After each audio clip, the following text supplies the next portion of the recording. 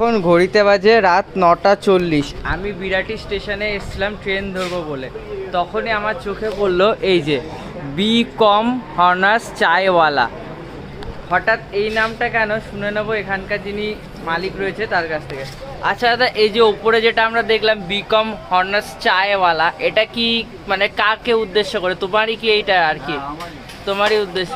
তা দাদা হঠাৎ এরকম নাম রাখার কারণ? আচ্ছা, মানে যেমন আশেপাশে এই চাওয়ালা ওই চাওয়ালা রাখছে, সেই থেকে দেখে তুমিও রাখছো।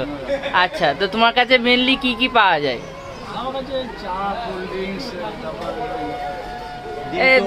আচ্ছা আচ্ছা, এই যে চা রয়েছে, কোল্ড ড্রিঙ্কস, এইসব, ডিম টোস্ট, ডিমের অমলেট রয়েছে। আমি মেন যেটা তোমার এখানে দাঁড়ালাম, আমি তোমার নামটা দেখে যে নামের কনসেপ্টটা রয়েছে, যাই হোক ভালো লাগলো যে এইভাবে এগিয়ে যাচ্ছে মানুষ, এটাই দুর্দান্ত। আচ্ছা, তোমার দোকান খোলা থাকছে রোজ? রোজ খোলা থাকছে? সকাল 5টা থেকে রাত্রি 10:30 পর্যন্ত খোলা থাকছে, তাই তো? একটা চা খাবো, কি কি চা আছে বলো? আচ্ছা, লিকার চা একটা খাবো, কত করে? 5 টাকা। একটা 5 টাকার লিকার চা দাও, খাবো, দাও।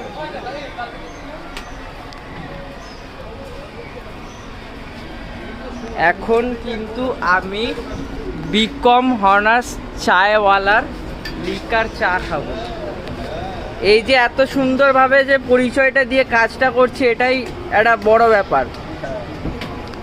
আর তাছাড়াও চারিদিকে তো চলছেই, সেটা বাদ দাও, আলাদা কনসেপ্ট। তোমার ভিউজ কত হয়, লাইক কত? তো চলে এসছে কিন্তু চা, তাই তো? এটার দাম কত থাকছে? এটা 5 টাকা। এটার দাম, এই চাটার দাম থাকছে এরকম গ্লাসে 5 টাকা। চলো খাওয়া যাক। পেমেন্ট হয়ে গেছে, চলো চাটা খাওয়া যাক। চলো খাওয়া যাক। চা চায়ের মতো দারুণ। তো তুমি বিরাটি 1 নম্বর প্ল্যাটফর্ম, তাই তো এটা? আচ্ছা, সবাই আসো, ট্রাই করো।